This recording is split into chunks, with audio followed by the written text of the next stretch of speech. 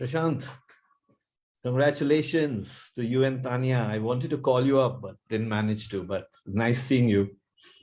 Thank you. Thank you. Hi, everyone. My name is Prashant, and greetings from BR Hills, from our field station.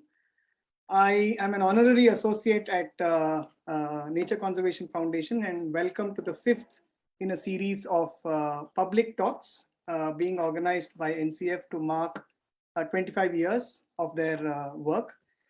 Today, I have the privilege of introducing Nitin Rai, who will be delivering today's talk.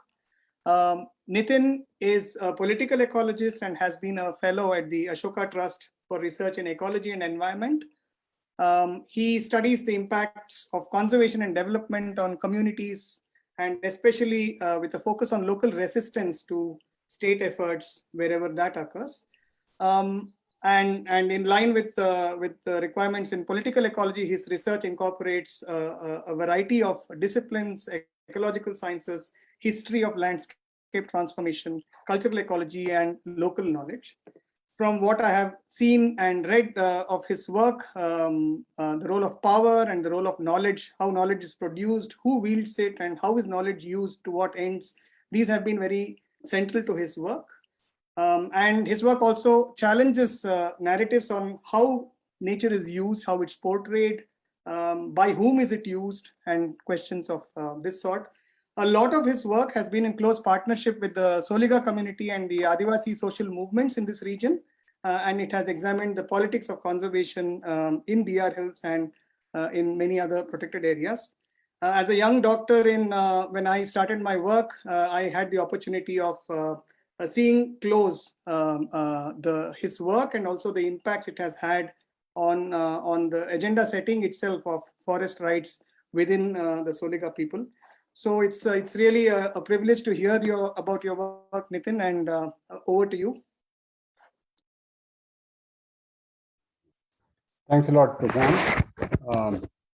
And it's a pleasure to be here, everyone. And first of all, congratulations, NCF, on the 25 years, commendable and impressive stay and sincere focus on conservation. I still remember all of you leaving and going off to Mysore to set up NCF back in the 90s, and that you've stayed the course has been truly remarkable. And so thanks for inviting me here. And today I want to raise a fist to the farmers of India, who, as we've just heard, who have been successful in their struggles against the 3 farm laws, and the Prime Minister has repealed them. I mean, they've shown us that resistance is still possible and should be part of our work. All of us joining forces with farmers, with workers, and with Adivasis and marginalized people everywhere. So I'm going to share my screen, and here we go. Give me 2 seconds.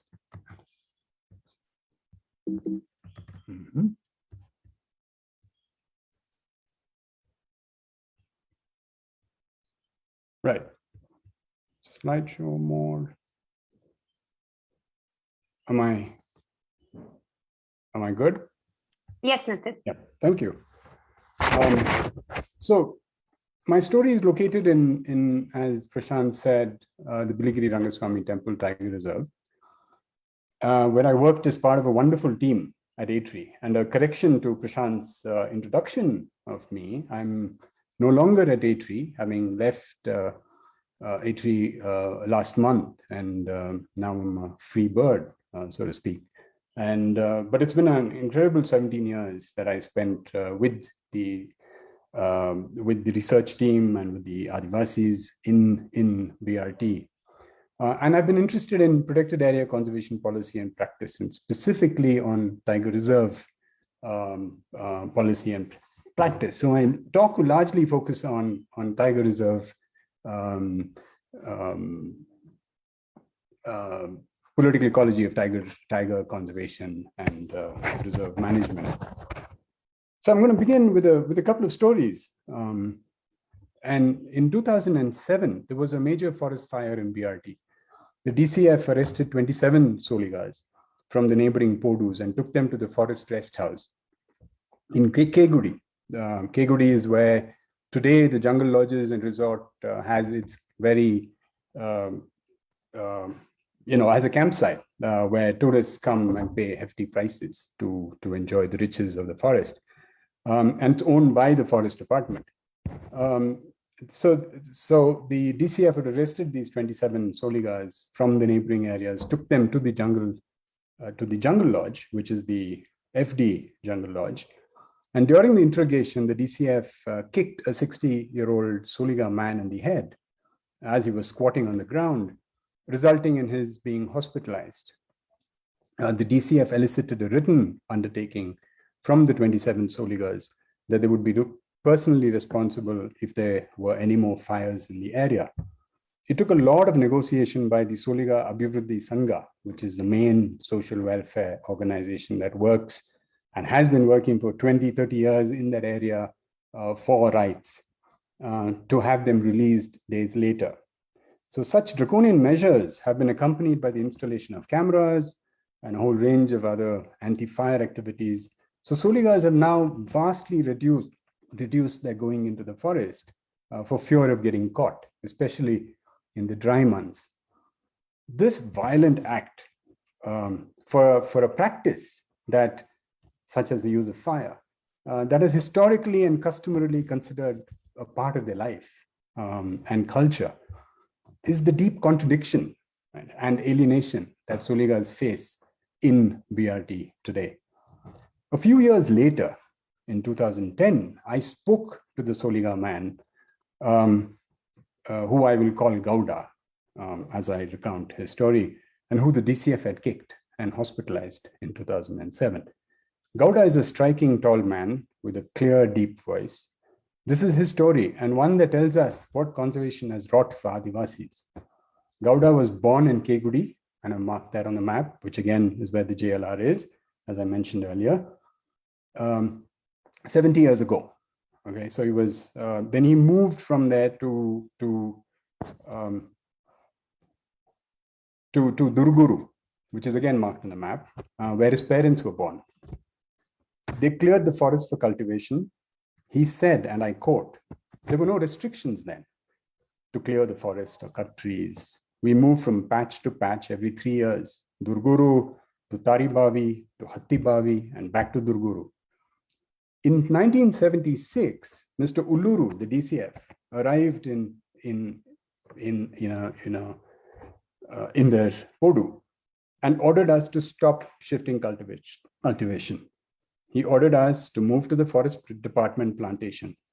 He brought with him 4 elephants to destroy our houses and our gardens, including the banana trees that were there. The elephants pushed down the houses, which the guards then set on fire.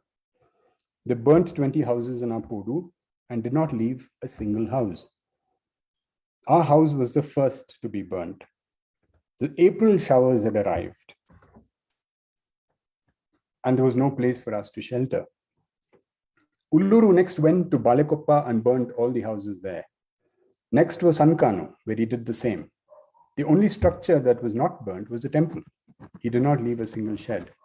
Our people scattered all over the place. We 4 families went to the plantation that Uluru DFO had asked us to go to.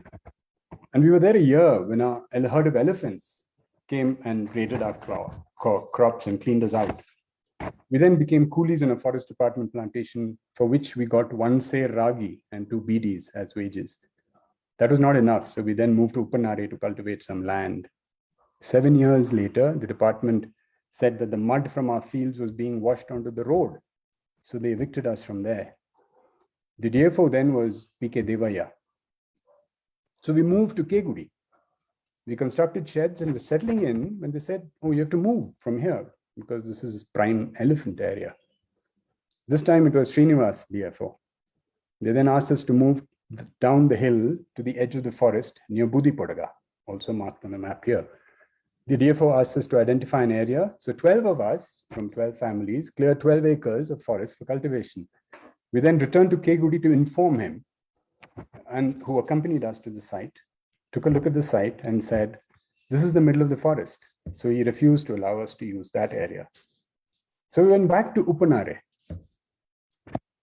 I will stop here because this account goes in this vein, moving from place to place, being moved, evicted. It's a constant life of marginality.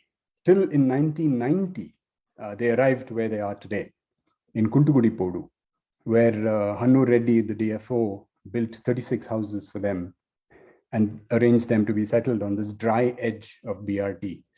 And many of them became labor in the plantations and the farmlands around.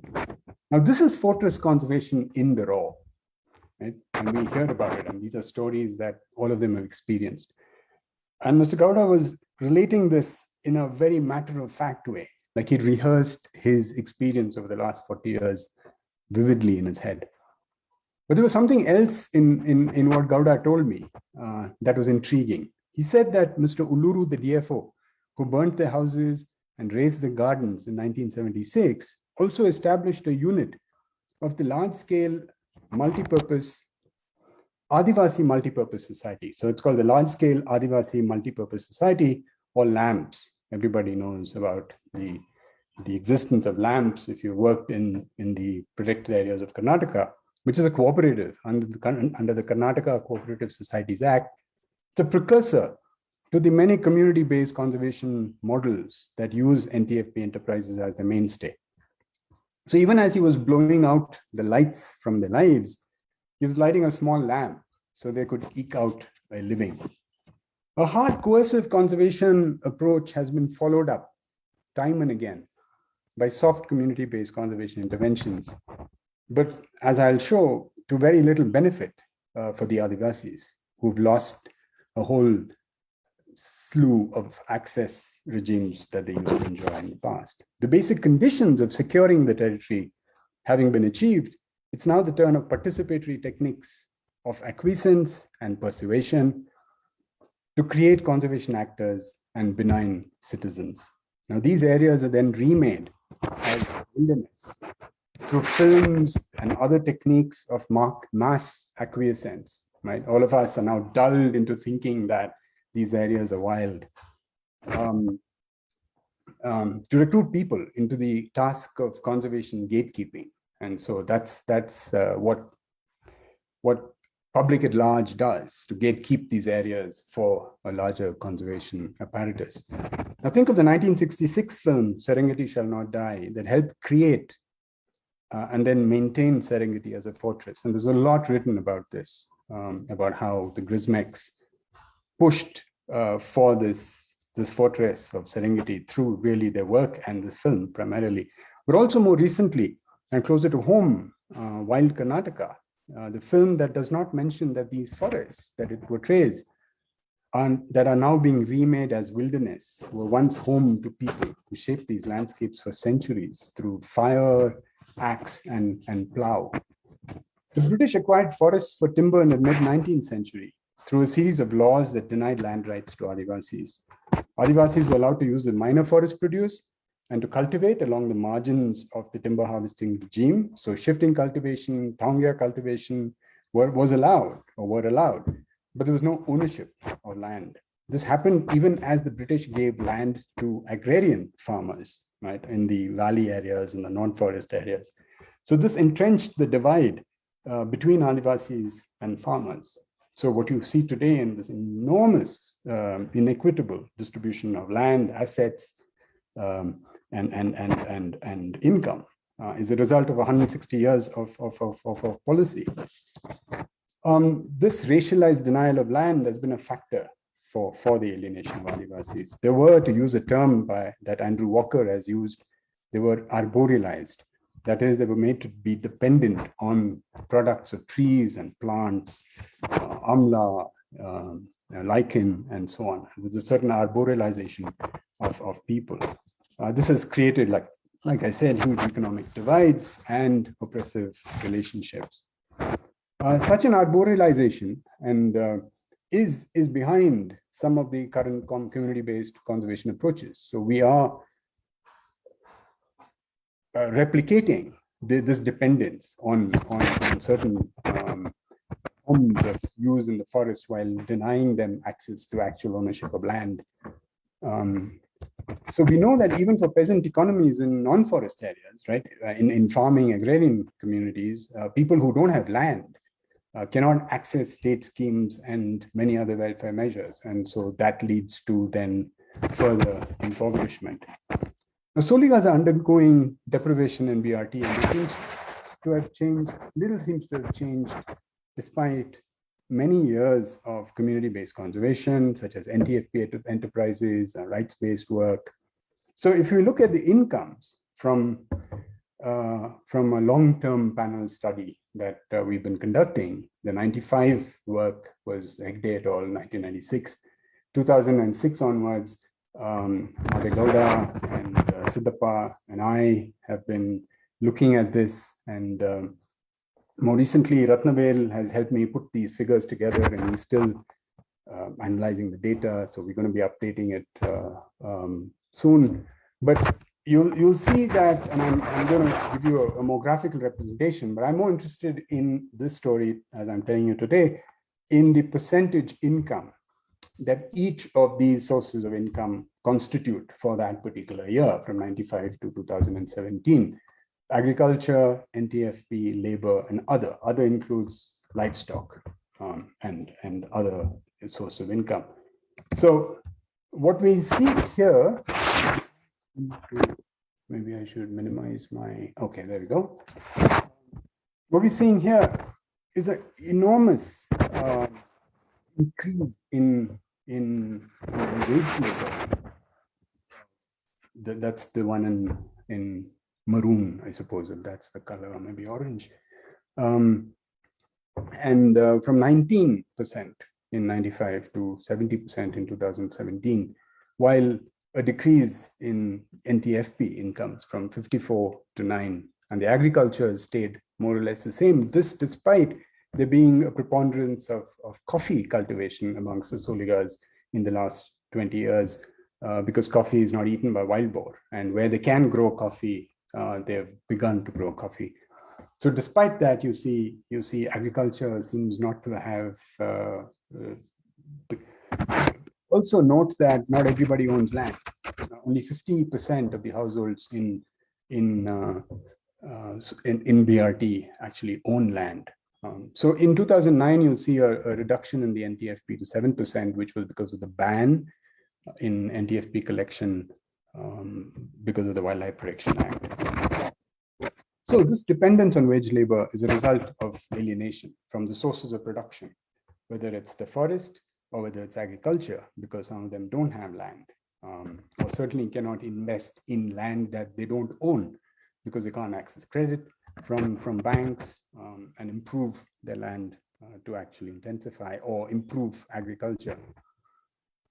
And this alienation, some conservationists have used to justify or argue that people are no longer able to be good stewards of the land, and therefore argue for external help, assistance, and finance. So it's a perpetual machine of deprivation and dependence. And if you can imagine, then conservation areas being inset within larger areas of agrarian distress, this becomes an extreme situation.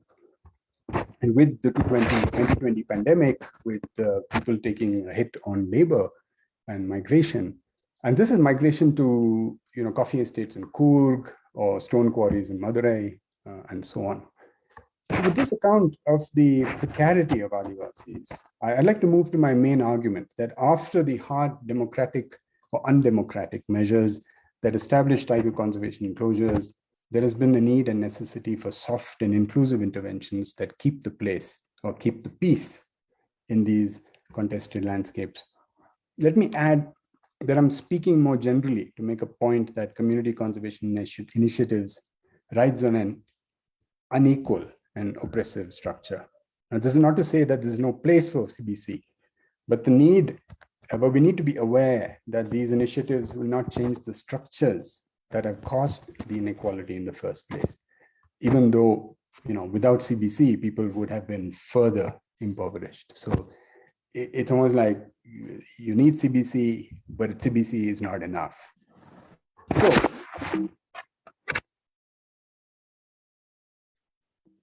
for some reason, I'm not able to advance my slide. Oh, there we go. Yep. So Uma Kothari, writing in the book, The Tyranny of Participation, was an edited book. And in a chapter, she says, people who have the greatest reason to challenge and confront power relations and structures are brought or even bought through the promise of development assistance into the development process in ways that disempower them to challenge the prevailing hierarchies and inequalities in society. Hence, inclusionary control and the inducement of conformity. The inducement of conformity, or what I'm calling conservation acquiescence, is therefore key to the success of forest conservation. NGOs have played a significant role in keeping the peace. I'd like to illustrate this with a major event in the life of BRT. In late 2010, there was a proposal to notify BRT as a tiger reserve. Soligas protested this decision and held rallies in Chamarajanagar, district headquarters. This was a show of real strength, with green scarves across the mouths and no slogans. They even submitted a petition in person to Jairam Ramesh, who was the Minister of Environment and Forests. However, nothing came out of this protest. The Tiger Reserve was notified in January of 2011. A few of us began to worry about the fate of BRT, which was by now known as a site for community-based work, largely through the efforts of Vivekananda Girijana Kalyana Kendra and the Ashoka Trust for Research in Ecology and Environment, ATRE. So ATRE, VGKK, and Kalpavriksha then became active in asking if BRT could become an example of collaborative conservation in the country. Such optimism, even though 540 square kilometers of the forest had been converted to Tiger Reserve, and as we're all aware, the critical tiger habitat provision in the Wildlife Protection Act makes it mandatory that people living within it have to be evicted. And so in this case, about 34 house settlements in 320 square kilometers of the core were identified for resettlement. We did have some hope in the Forest Rights Act that provided the space for operation of a community-based conservation plan. And so that was something that was in the annual. Soligas had applied for rights under the FRA. Many national NGOs came together to organize a two-day workshop to evolve a collaborative tiger conservation plan. About 170 Soliga and 20 conservation and rights group activists attended. The agenda had been set by the NGOs and the opening remarks also made by us. The opening remarks by one of the NGO organizers suggested to the Soligas that they should not ask for tar roads, that they should be sure to mention tiger conservation in the title of the plan, and most significantly, that they could not be acting alone, but would need to work with the forest department to conserve the forest. This seemed to set the plan back even before we started. This was agreeing on someone else's terms, to understand that power lay somewhere else and that we needed to acquiesce. 2 days later, the plan was ready. Soligas went off into groups, conservation, management, and governance, and came up with the plan. The plan was then ratified by 62 PODUs. This was the gathering, and many of us, NCF, ATRE, Kalpavriksha, Vasundhara, quite a number of groups here. And the plan, this is the first page of the plan. And the plan was part of a process of rendering technical, to borrow Tanya Morelli's term, for what was essentially meant to be a political process. Right? Rendering conservation practice technical annihilates, I argue, local sovereignty and practice.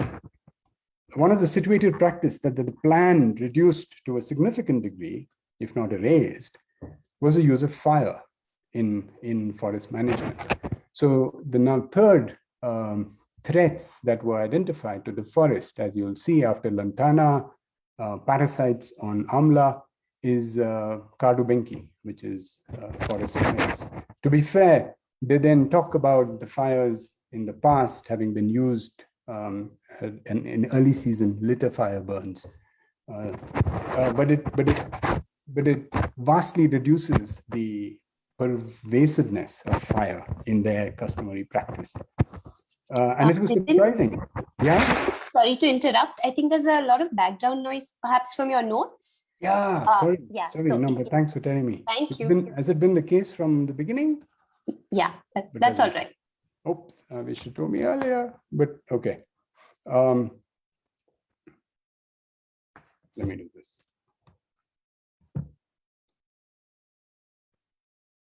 Okay, this was surprising because the Soligas for years had been telling us about fire and how their entire lives and their management practices were surrounded by the use of fire.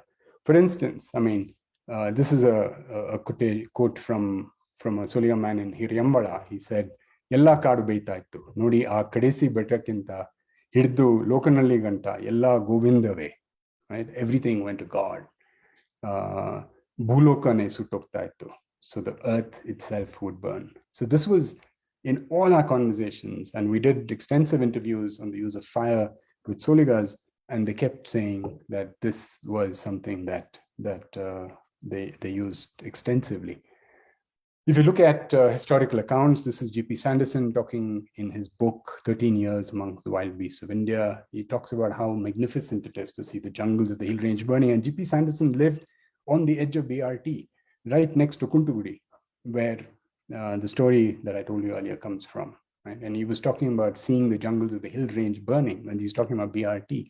Sometimes immense tracks are on fire at once, and at night give forth a lurid blaze which lights up the country for miles around. This is an account from the Gazetteer of Mysore in 1878, again, talking about fires burning every year. And so what's interesting is when we talk to the Soligas, it was different perceptions, but all about how fire was so important and how the forest had changed now from an open forest, a woodland savanna, to a closed canopy forest. It being a fertilizer and them not being able to see today.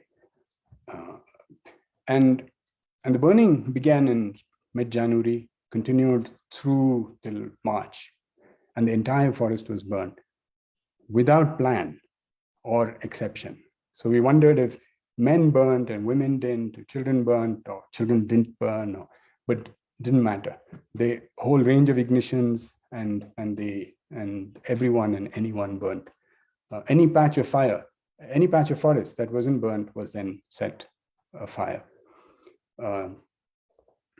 And in the 80s, when fire suppression regimes kicked in, they used deferred, delayed ignitions, using long ropes and mosquito coils and elephant dung and so on. So what you have then is a woodland savanna on the left to one that looks what we see across not just BRT, but I am assuming the country, because Corbett looks like this, Bandipur looks like this, Nagarhole certainly looks like this. So we've got a uniformity in vegetation production because of the uniformity in management, because of suppression of customary practice. So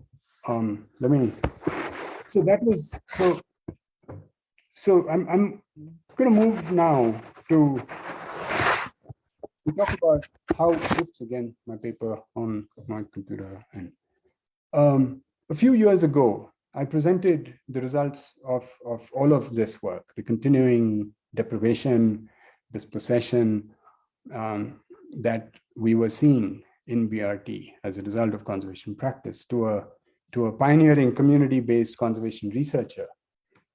And he said, yeah, but what about our livelihoods? And I understand that that is a fair question. Many NGOs would be asking that if CBC wasn't doing enough, but we still needed to do it because NGOs need to survive. And much of the funding that comes for conservation work comes in this arena of CBC. So if CBC helps organizations get funding, the bigger question then is, why is this funding available? And who is involved in bringing this to us? If you remember, the early World Bank funding for CBC was for the eco-development program back in the 80s and the 90s. The World Bank funded the Forest Department and introduced a series of measures to not restructure conservation, but to tweak it. The program included a range of what they called mainstreaming activities, income generation and relocations to bring these people into local economies. The fortress conservationists were up in arms, saying that this was a waste of the Forest Department's time, because they said the Forest Department should be policing and not doing social welfare. What they did not see is the role that eco-development played in incorporation of people in the name of participation and in decreasing resistance. But there is also the role of conservation and the role that conservation enclosures play in sustaining capitalism. And that is what the funders, such as World Bank, would be most interested in.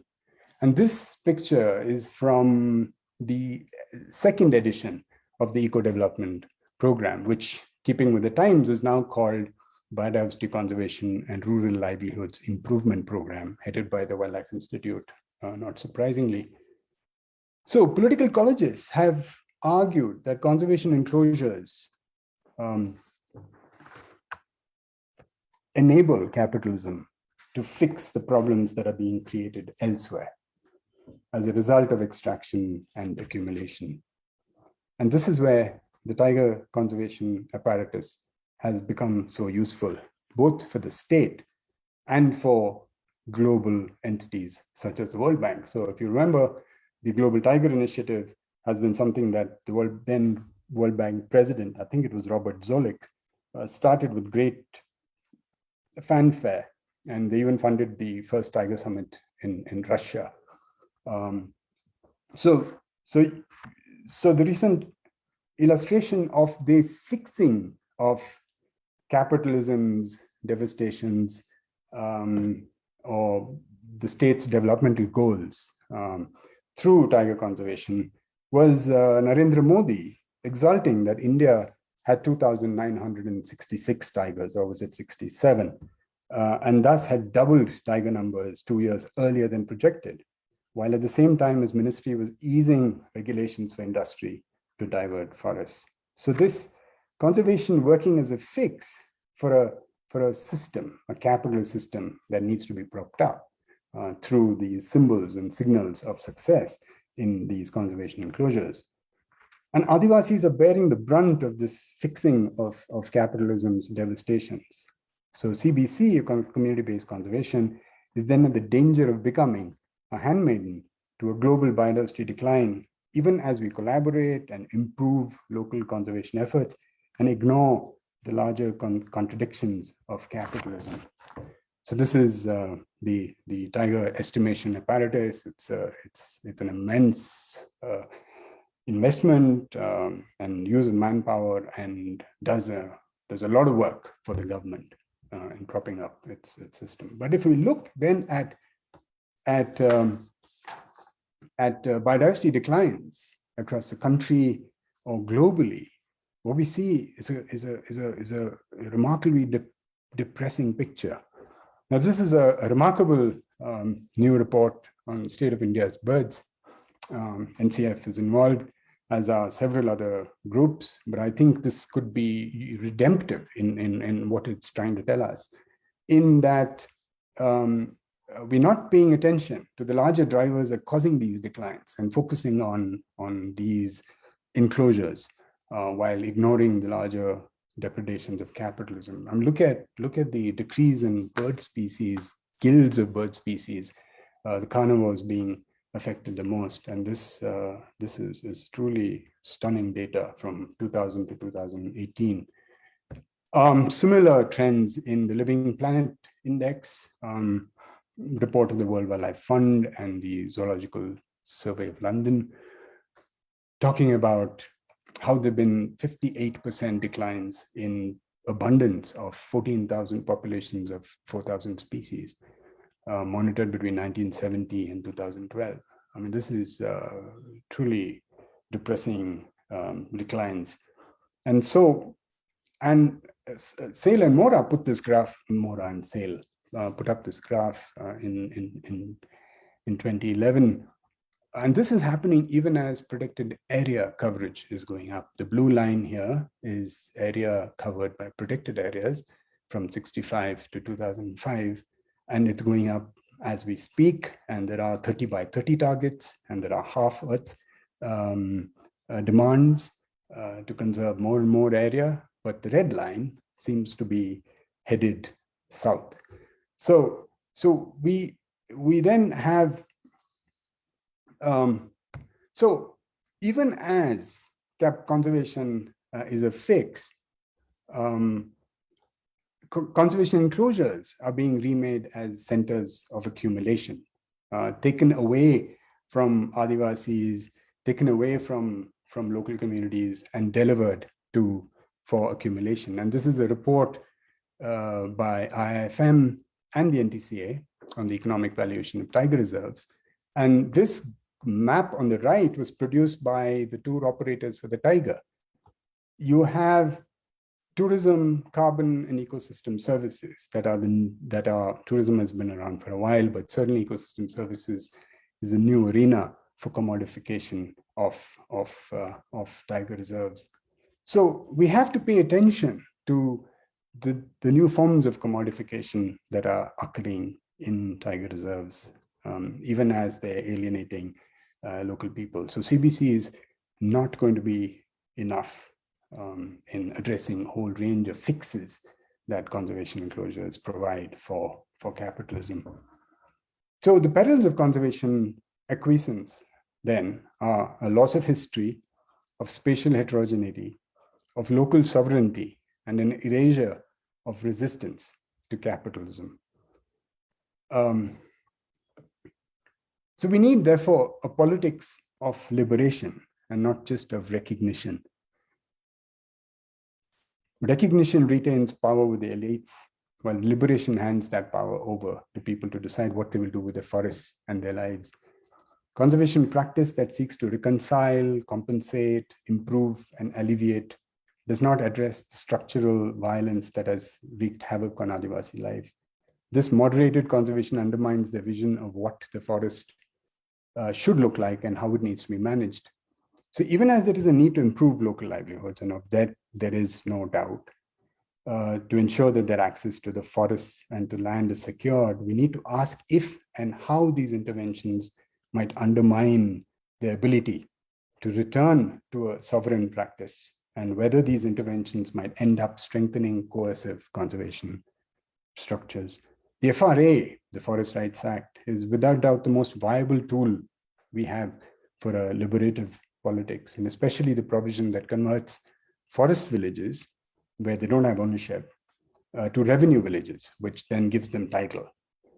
Because that will provide forest dwellers land ownership, but also the in situ granting of land rights in sites where they were illegally evicted from. So you could then claim rights in sites that you were in, or you were legally evicted from. For instance, as Gowda was, to return to Gowda's story that I began with, it would be liberative for him to be able to go back to Duruguru, which today is a eucalyptus plantation, and to use his situated knowledge and labor to convert it once again to a living landscape, and not the lantana infested forest that we have today.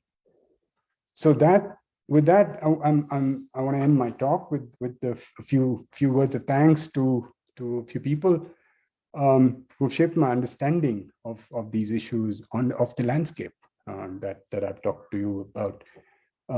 C. Madegowda primarily has been a partner in my BRT journey and a leader of the Soliga Abhivruddhi Sangha, a secretary now, and he's been a constant source of support for them and inspiration for a whole lot of us.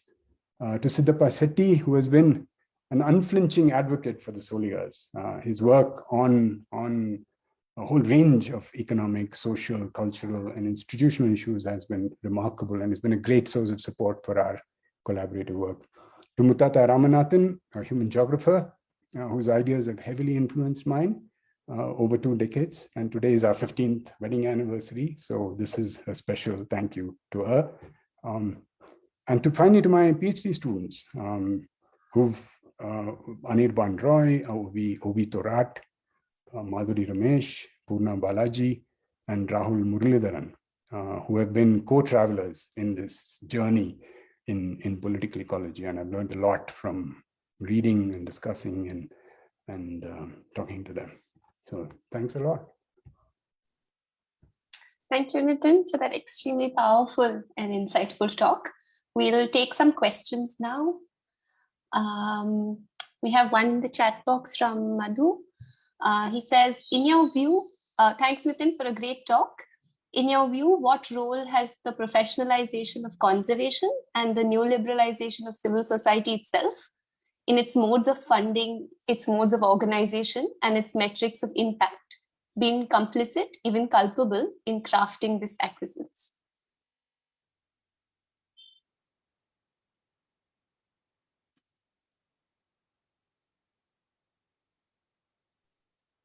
Yeah, Madhu, I think that's a question that political ecologists have engaged with for a long time. Dan Brockington's book on the anthropology of NGOs, of conservation NGOs, McDonald's work on, and a lot of this work has happened, interestingly, in Africa, where the focus and the funding for conservation has been targeted towards. And I think I'd love to see more of this happen in India, and we don't have enough of it. And I think what your question is pointing to is the coming together in some sense. Certain, as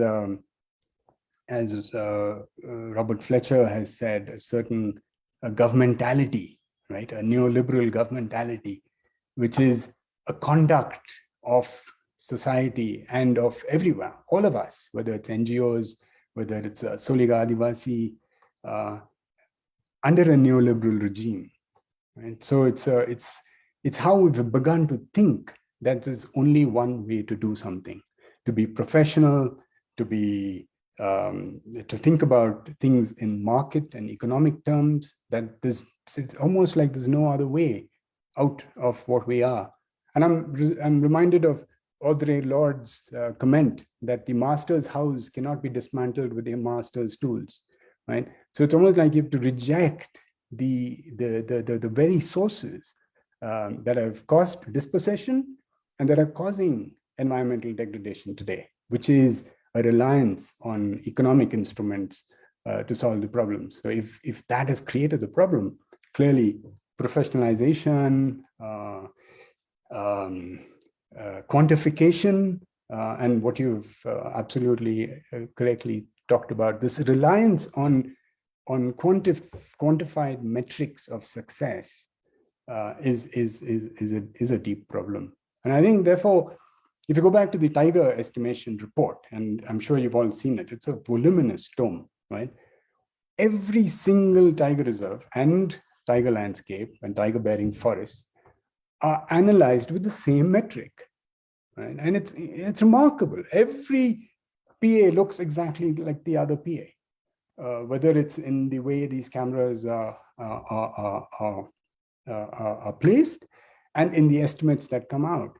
This is annihilation of space and an erasure of heterogeneity, even from an ecological perspective. Forget about all of the social and the cultural heterogeneity that exists. So you're right, the metrics and this homogenization of everything is a deep problem. Sorry, I kept talking because I didn't see any other chats. So, but now I think we have more. Yeah, thanks, Nitin. The next, we have another question from Abhijit. He says, thank you for such a great talk. On conservation front in Maharashtra and nearby states, what are major threats and challenges for biodiversity nature conservation?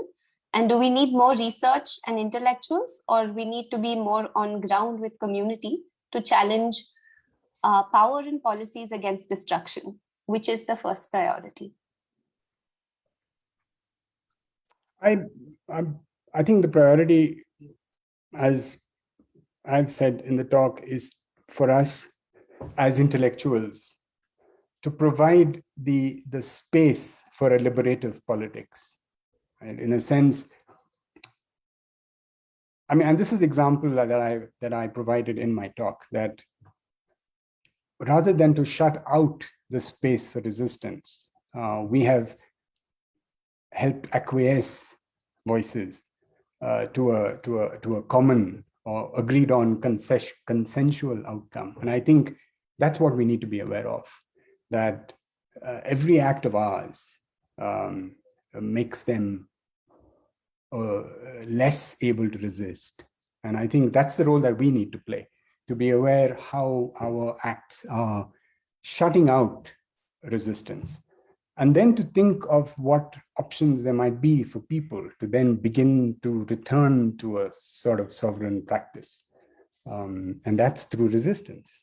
And that's through political process. And I think the farmers' agitation reminds us centrally of the possibility of resistance to take on somebody as big as the government. The next question is from Prashant. He says, thanks for an inspiring talk, Nitin. One of the things being spoken about in global health with public health communities, albeit marginally, is the need for historically privileged communities, often the usual suspects, to step aside and cede power and authority in being the ones who set agenda, who design programs, interventions, initiatives. But sadly, many warn that this is counterintuitive for people to shun their own glory or recognition. I would like to hear your thoughts on this. What would be the ways in which many of us in the audience could be more meaningful to mitigating the structural violence? It's a big question, Prashant, and I think we all struggle with it. I mean, it's what I can't get out of is a suggestion that Madhuri Krishnaswamy, who works with the Adivasis in Chhattisgarh, once told many of us conservation scientists in 2005, I remember, she said, please read in the social sciences, because a lot of what we're talking about today have been par for the course in the social sciences. So I think one of the things that we could all do more of is read and look, and examples of indigenous sovereignty claims that are made, for instance, in Canada. And there's a wonderful book by Greg Coulthard called Red Skin, White Masks. And he uses Frantz Fanon's ideas of liberative politics and Karl Marx. And so I think we need to engage with these ideas that are out there. And I think that would be a good beginning for all of us. And then to align with people's movements, the Soliga Breathing Sangha, how do you make them a truly independent movement? And it's available all over the country. We just need to look. Thanks, Nitin. The next question is from Bhavya. She says it was a great insight into the world of Sholikas and their ways of positive interactions with natural resources. Thanks. But in the realm of forest conservation and the rigid role of forest managers, how do we advocate for community-based conservation, where even now PAs are seen as a place without people? What is your experience with stakeholders when pushing for community-based conservation approach? Yeah, Bhavya, I think this is precisely the problem that we are operating within established structures that are so rigid and unforgiving. One of the things that keeps coming to mind is, how do you dismantle this fortress? And I think we in ITRI and the Soliga Sangha and VGKK very early on said the Forest Rights Act was gave us that little opening to do this. And the Forest Rights Act, in the spirit of its implementation, would give us some space, I think, to do community-based conservation, where the Gram Sabhas then become the authority.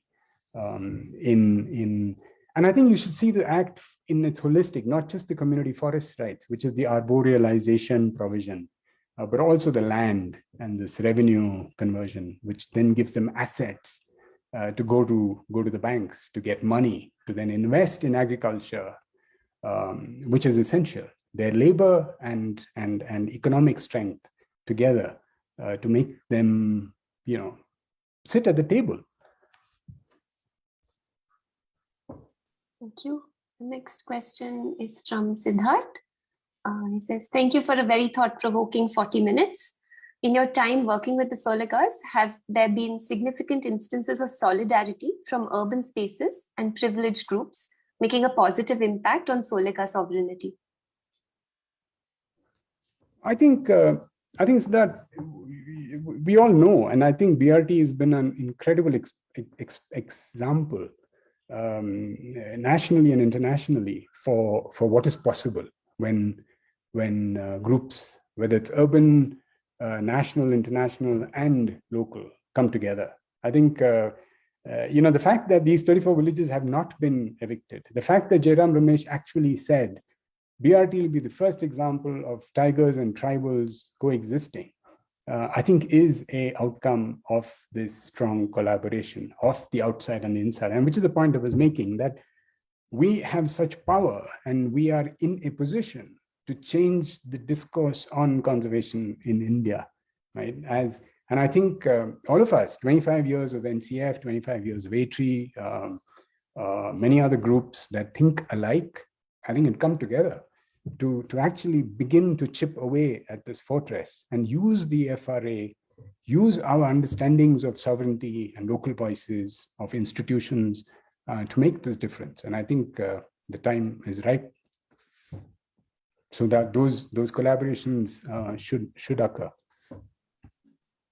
Thank you. The next question is from Aparajita. She says, thanks, Nitin, for a wonderful talk, much to reflect on. Like you said, many of us are just addressing smaller issues with our CBC work, whereas challenging the hierarchy and the structural issues, rights, governance, ownership is what we should be doing more of.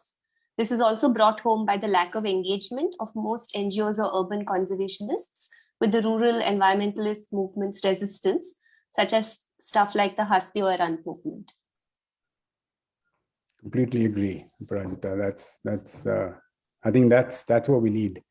There was a recent piece in the Jacobin by Achin Vanaik talking about the Kisan Mazdoor Alliance, right? Because these have always been independent of each other.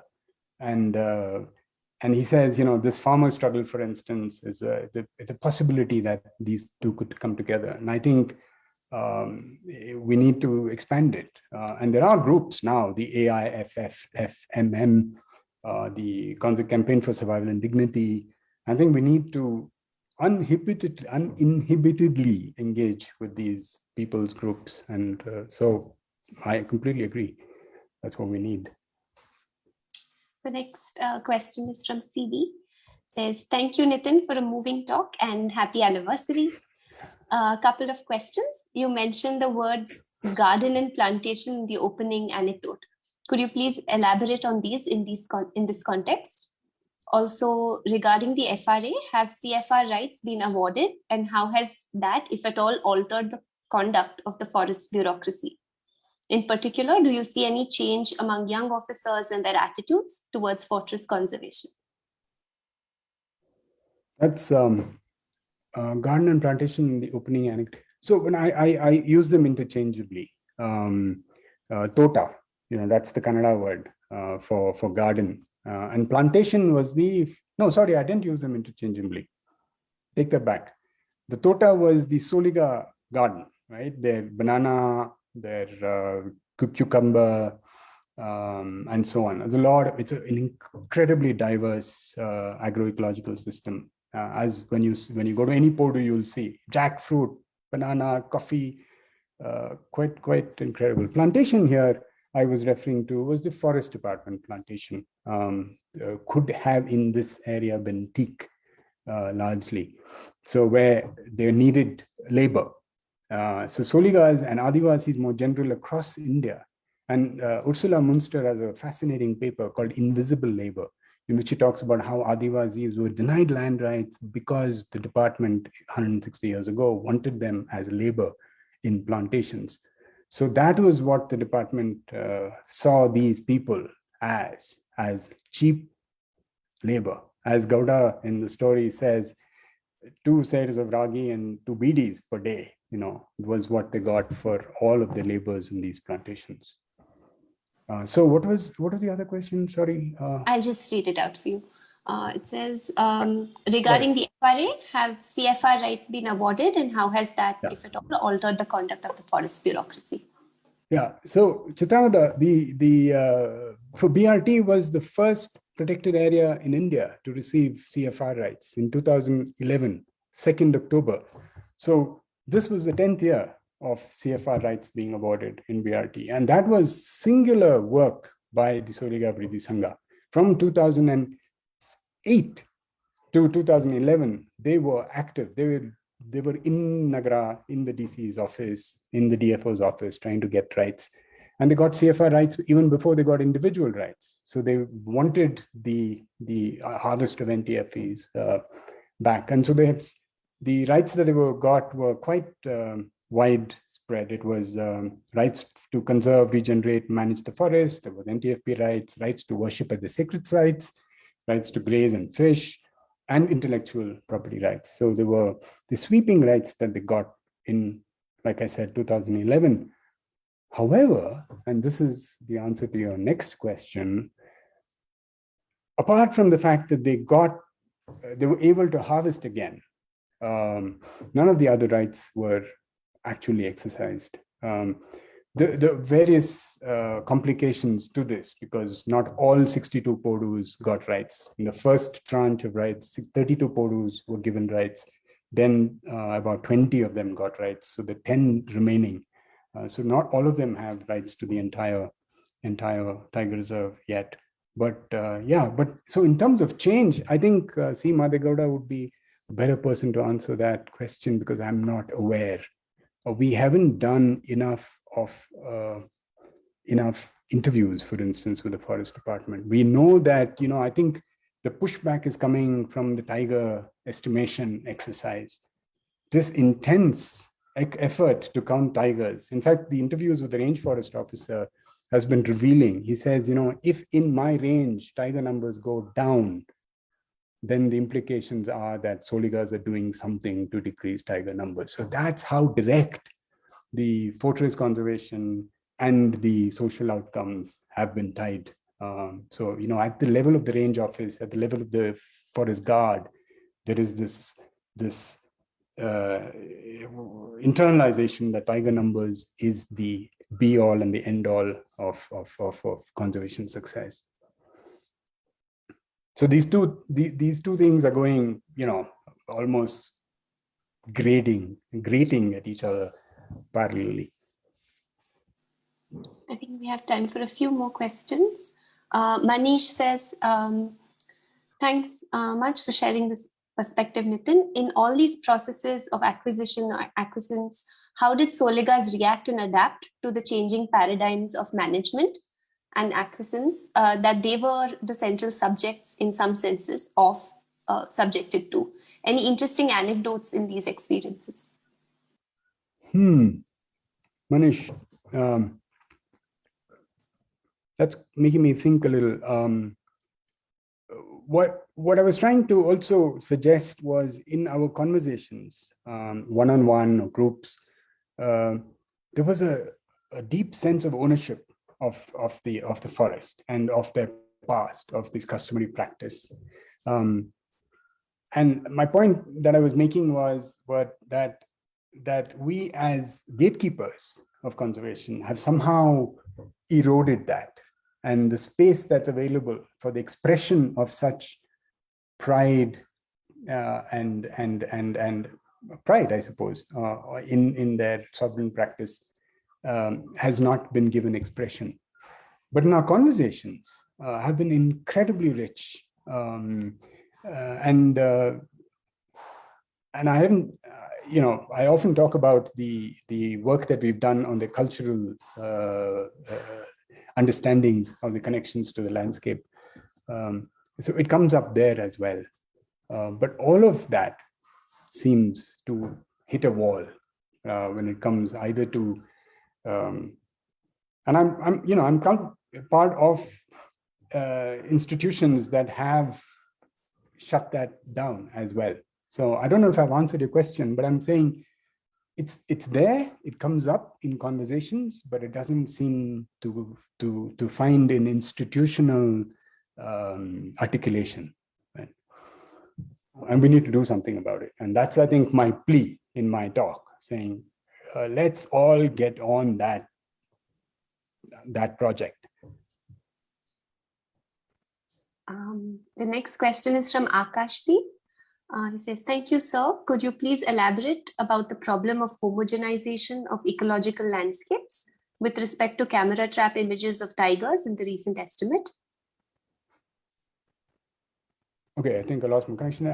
So what I was saying, Akashdeep, was that in the when they present all of the tiger reserve data on the tiger estimation in the status handbook, there's a repetition and therefore a loss of the heterogeneity of these landscapes. I mean, a botanist could look at that and say, why don't you talk about vegetation structure? Similarly, an anthropologist would look at that and say, why don't you talk about the human communities? And so on and so forth. This reduction, I was saying, of all of these landscapes to the tiger numbers. So for instance, KMTR is compared with Kana, right? I know what the density is, 1.2 tigers per 100 square kilometers in KMTR to 9 tigers per 100 square kilometers in Kana. I think Cobbett is the highest at about 9. So this reduction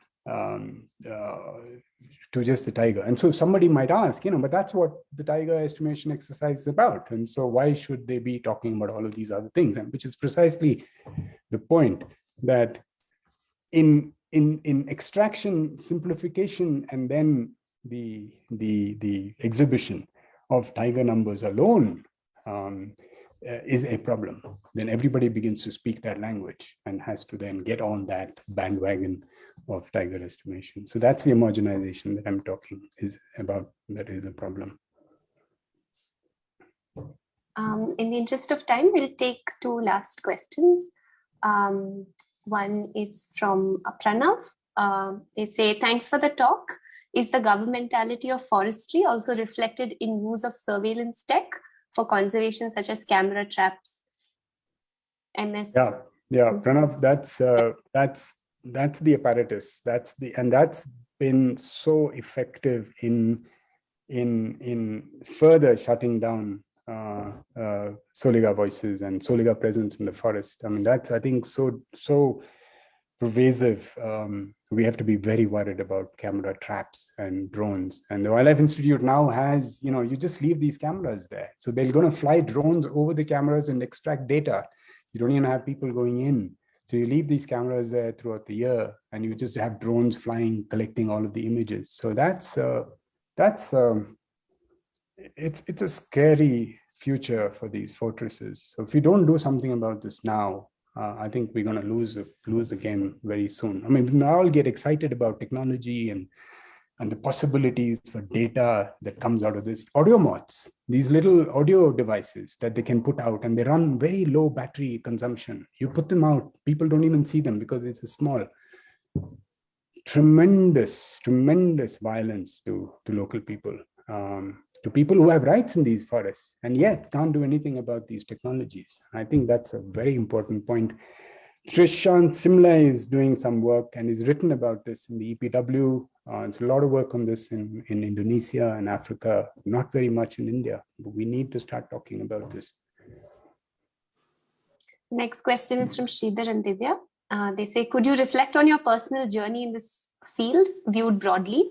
You have an MSc in wildlife science from WII and have done surveys for rare wildlife in far-flung areas. what brought you to political ecology? If you were to relive that last 25 years, what would you do differently? So Sridhar, if we go back to our Wildlife Institute of India training, we were all thrown into these fortresses, these contested conservation landscapes, and we didn't know how to deal with the contradictions that we saw. We just assumed that there was no way to address it. There were no approaches taught to us as academics. And I think what I would do differently is have read more in the social sciences. And this is, recalling again Madhuri Krishnaswamy's call to us to read in the social sciences. So that is what I'd have done differently. I would not have done anything different. I mean, I still love birds. I go out and bird watch. I love animals. I remember Ravi Chellam in a panel that we were on accusing me of not liking animals. I mean, I still passionately go out and enjoy my time in the forest. So that's been, I think, in some sense, that's why the people here, right, sitting around this room, who have a passion for these landscapes and want to see these landscapes and other landscapes outside it stay, need then to understand what is driving their decline. So it's going to be a longer answer to the question, but I think it's a very relevant question, asking what happened to how I became aware of these. And I think centrally, like I said, people in my life around me, friends, partners who have seeded these ideas of political ecology, and that came alive. But we can have a long conversation about that. Thanks, Nitin. Shomita has another question. Thanks for the very thought-provoking talk, Nitin. Do you think the experience of the Soligas with the forest department and other forces have altered their relationship with the forest and their perception of the various wildlife that occur there? Yeah, that's a very good question, Shomita, because when we brought up this issue of in 2010, when it was declared a tiger reserve, we brought up the issue of number of tigers, and the forest department estimated 35 tigers. And so in discussions with the Soligas, we said, 35 tigers in the tiger reserve, and therefore the government is interested in declaring a tiger reserve. And so they protested it intensely. In 2010, one Soliga got up in a meeting that we had and said, it's the same tiger that's walking up and down and being photographed in the camera traps. And therefore you have overestimate, he said. And it's fascinating because we then took the tiger report 5 years after the tiger reserve was notified to people. And when they see those pictures of tigers, the BRT1, BRT2, BRT3, it's a completely different engagement with this now that the tiger reserve had been established. So I'm saying I'm not going to homogenize responses. There was excitement in seeing pictures of tigers. People then talk about how they relate to the tiger and so on and so forth. So you can think of the political tiger versus the actual tiger, and they're more the cultural connections with the tiger. And so each of these tigers take on a different hue.